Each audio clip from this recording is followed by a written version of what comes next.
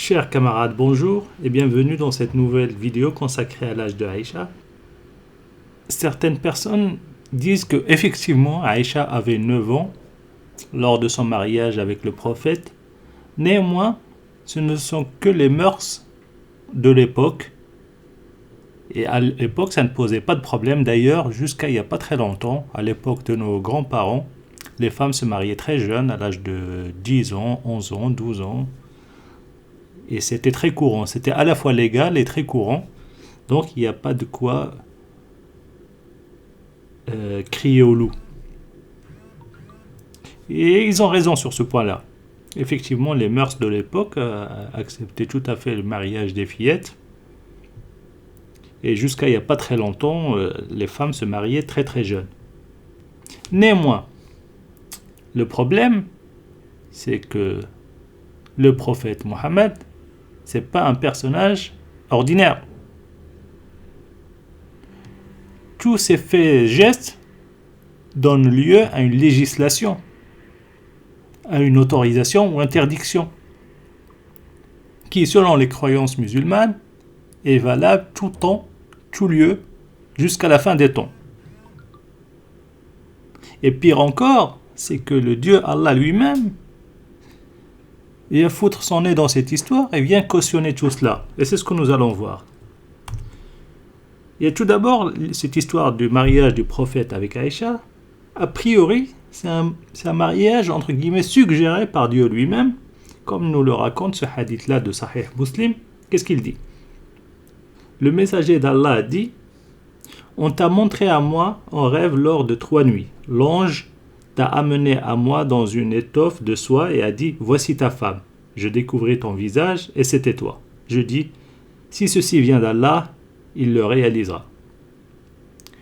Donc ce hadith nous dit qu'en fait c'est Allah qui a suggéré ou demandé ce mariage avec Aïcha via l'ange Gabriel lors d'un rêve entre guillemets. Donc le Dieu Allah n'a aucun problème avec le fait qu'un homme de 50 ans épouse une femme de 6 ans. Et pire encore, on trouve dans le Coran, dans la sourate 65 At-Talaq, le divorce, un passage qui dit : si vous avez des doutes à propos de la période d'attente de vos femmes qui n'espèrent plus avoir de règles, leur délai est de 3 mois. De même pour celles qui n'ont pas encore de règles, et quant à celles qui sont enceintes, leur période d'attente se terminera à leur accouchement. Quiconque craint Allah, cependant, il lui facilite les choses. En gros, ce verset parle de délai de viduité. Il y a une petite phrase qui mentionne des femmes qui n'ont pas encore leurs règles. On peut espérer qu'il y a eu un malentendu, mais quand on regarde les exégèses, qu'est-ce qu'on trouve ? Dans Tafasir de Ibn Kathir, en expliquant ce verset, la femme dont ses menstrues ont cessé à cause de son âge est la jeune fille qui n'a pas eu encore ses menstrues. La retraite de l'une et de l'autre est fixée à 3 mois. Donc là, on a bien un passage coranique, en plus de l'histoire du mariage du prophète avec Aïcha, qui viennent cautionner et valider le mariage des fillettes. Donc si on regarde encore plus bas, dans le dernier passage, quant à la circonstance de la révélation, Ubay ibn Ka'b a rapporté : je dis au messager de Dieu, qu'Allah le bénisse et le salue. Des gens à Médine parlaient du verset cité dans la sourate de la vache qui traite de la retraite des femmes et conclurent qu'il reste encore certaines catégories de femmes qui ne sont pas concernées par ce verset. Les jeunes impubères, celles qui atteignent l'âge de la ménopause et les enceintes. Dieu fit alors cette révélation. Donc là, il nous explique le contexte de révélation. Des hommes de Médine, ils avaient cette problématique. Qu'est-ce qu'on fait avec les fillettes, les jeunes filles, les jeunes épouses qui n'ont pas atteint la puberté ? Et évidemment, Allah, qu'est-ce qu'il a fait ? Il vient leur donner une réponse. Elles ont un délai de viduité aussi. Manifestement, ça ne lui a pas traversé la tête de dire : écoutez, c'est mauvais ce que vous faites. Ça serait bien d'arrêter. Allez, on prend un autre tafsir d'Al-Jalalayn. Qu'est-ce qu'il nous dit? Et celles qui n'ont pas eu encore leurs règles, pour leur jeune âge, leur délai de viduité est de 3 mois. Donc pareil, il explique ce passage-là, c'est-à-dire celles qui n'ont pas encore eu leurs règles, c'est pour leur jeune âge. Donc c'est bien des jeunes filles, des fillettes qui n'ont pas encore eu leurs règles. Encore un troisième tafsir al-Qurtubi. Et celles qui n'ont pas eu encore leurs règles veut dire la fillette. Son délai de viduité est de 3 mois. Donc là, on vient de voir 3 des principaux exégètes qui expliquent clairement, en fait, c'est une histoire de fillette, mariage d'adulte avec une fillette. Il n'y a aucun doute là-dessus. Là, on en a celui de Tabari, qu'est-ce qu'il dit? Et celles qui n'ont pas eu encore leurs règles, il dit, de même celles qui n'ont pas eu leurs règles parmi les fillettes pour leur jeune âge, si leur mari les divorce après consommation du mariage. On m'a rapporté selon Al-Hussein, il dit, j'ai entendu Abba Mu'ad dire, Ubayd rapporte, j'ai entendu Ad-Dahik dire concernant, et celles qui n'ont pas eu encore leurs règles, celles qui n'ont pas atteint l'âge de la menstruation et ont été touchées, leur délai de viduité est de 3 mois. Donc pareil, il vient nous expliquer, en fait, ce passage coranique là fait référence aux fillettes, et par conséquent, le mariage des hommes adultes avec des fillettes est tout à fait autorisé en islam. Il a même ses règles, etc. On regarde un petit peu des côtés des hadiths et des commentaires de hadiths, notamment celui de Fath al-Bari, explication de Sahih al-Bukhari.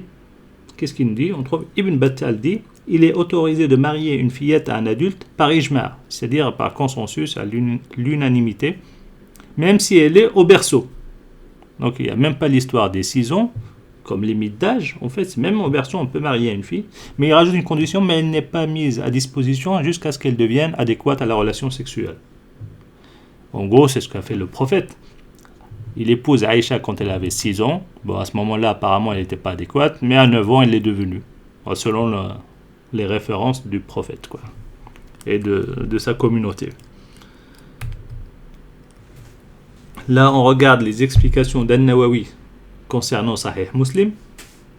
Là, il commente le hadith, le fameux hadith de Aïcha. Le messager d'Allah m'a épousé quand j'avais 6 ans et a consommé le mariage quand j'avais 9.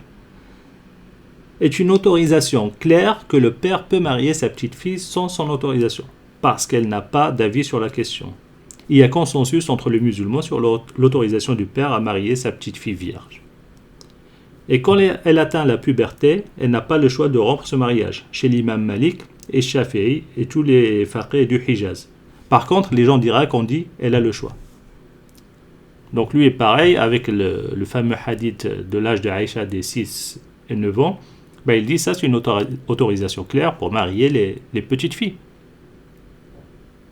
Certains disent à l'âge adulte elle pourrait éventuellement rompre le mariage, d'autres pas. Bon là apparemment il y a 2 points de vue sur cette question-là.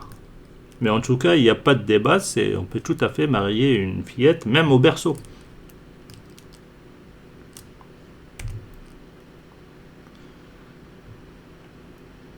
Donc là, encore plus loin, dans les explications de Nawawi concernant Sahih Muslim, qu'est-ce qu'il dit?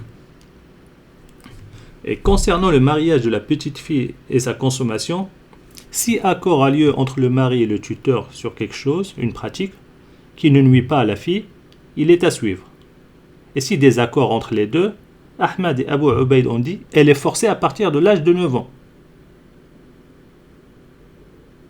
Donc, qu'est-ce qu'il nous explique? En fait, si le tuteur, le père, entre autres, se met d'accord avec le mari sur, entre guillemets, des pratiques sexuelles ou autres, ils le font. Donc, il suffit que le père et le mari se mettent d'accord. Et s'il y a des accords, de toute façon, à 9 ans, elle doit être forcée.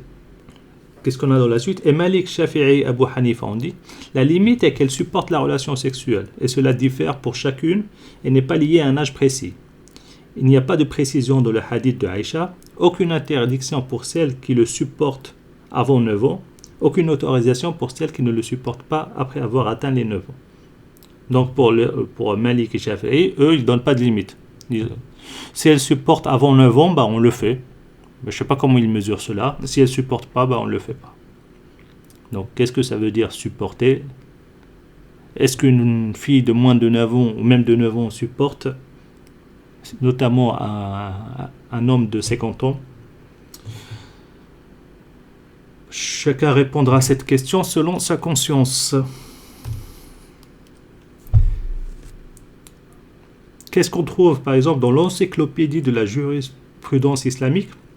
Ça, c'est une encyclopédie faite par le ministère des Affaires islamiques au Koweït. C'est un travail titanesque qui a pris, je crois, 40 ans, qui rassemble un petit peu tout ce qui est lié à la jurisprudence islamique, qui a mobilisé une centaine d'imams, etc.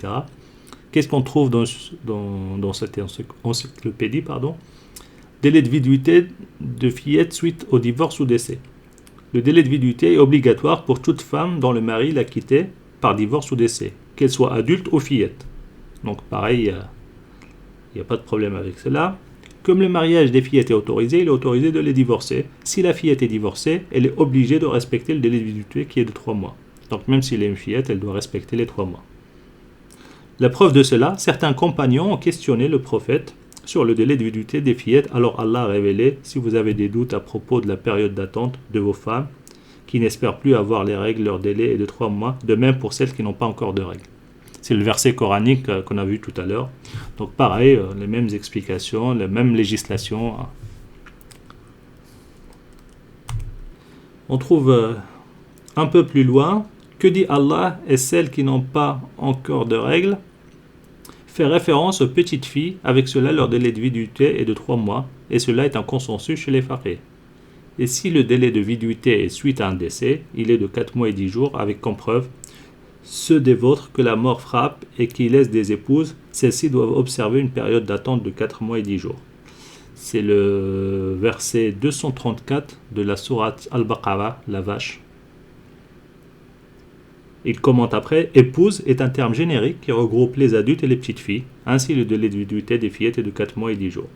Et la fillette a droit à la pension et le logement de la part de son mari qui divorce, comme détaillé dans les courants de jurisprudence sous le terme idda, délai de viduité. Donc, dans cette fameuse encyclopédie de la jurisprudence islamique qui a mobilisé une centaine d'imams, pareil, il y a consensus. Le mariage des fillettes est tout à fait autorisé.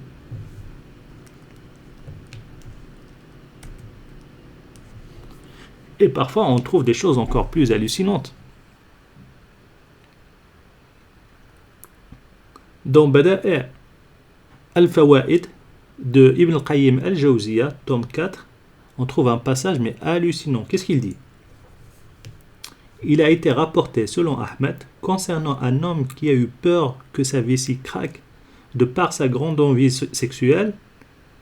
Elle craque en bloquant le sperme durant le ramadan. Il sort le sperme. Il n'a pas précisé comment il le fait. Il dit, ça c'est l'imam Ahmed qui commente: pour moi, il le sort avec ce qui ne gâche pas son jeûne, comme sa masturbation avec sa main, ou le corps de sa femme, ou son esclave, qui ne jeûne pas. S'il a une esclave, enfant, petite fille, il se masturbe avec sa main. Et aussi la mécréante, il est autorisé à la pénétrer ailleurs que dans le vagin. Et s'il veut la pénétration vaginale avec éjaculation ailleurs que dans le vagin, pour moi, il n'est pas autorisé. C'est hallucinant comme passage. Comment dans un livre soi-disant qui traite de religion et spiritualité, on peut avoir ce genre de choses?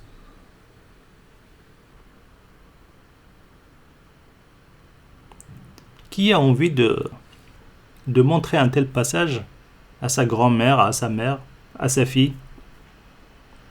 Est-ce que les gens qui ont écrit ce type de choses sont en mesure de nous dicter aujourd'hui comment on doit vivre, comment on doit organiser notre société?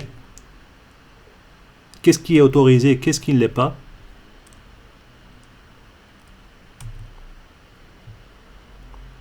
Et la question sous-jacente, est-ce que le Dieu Allah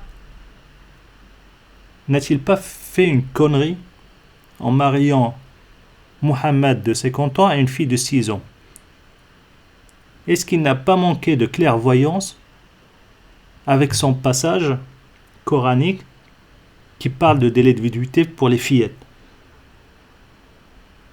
Lui qui est sage, omniscient, omnipotent, n'a-t-il pas pu dire à ses fidèles, il faudrait arrêter ça, parce que c'est mauvais?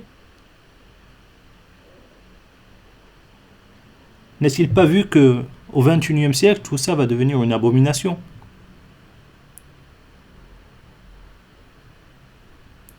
Et au final, n'est-il pas aussi médiocre, ce Dieu-là, que les hommes du 7e siècle? Parce que quand on regarde ce qu'il y avait avant l'islam et après, il n'y a pas eu de grand changement. Avant l'islam, il y avait le mariage des fillettes autorisé chez les Arabes. Après l'islam, il est devenu aussi autorisé, et dans le Coran et dans la Sunna.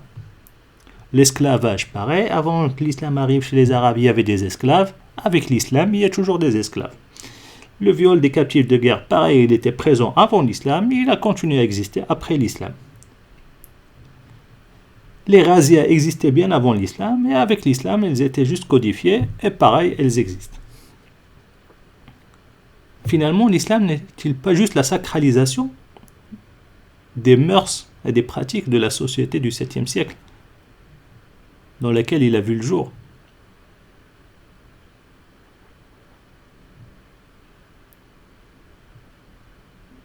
Donc, pour répondre aux gens qui me disent que Muhammad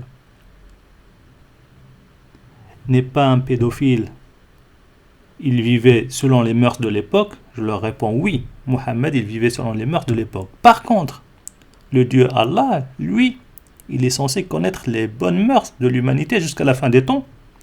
Il ne peut pas se permettre d'avoir des mœurs en dessous des gens du 21e siècle. Donc le Dieu Allah, pour lui, il y a pédophilie. Il aurait dû dire à son prophète, non, c'est mauvais ce que tu fais. Il y aura une époque où les gens ne supporteront plus cela. Mais visiblement, ça ne le dérange pas. Bien au contraire. Il l'a institutionnalisé, et avec le Coran, et avec la Sunna. Sur ce, je vous dis, portez-vous bien, et à très bientôt.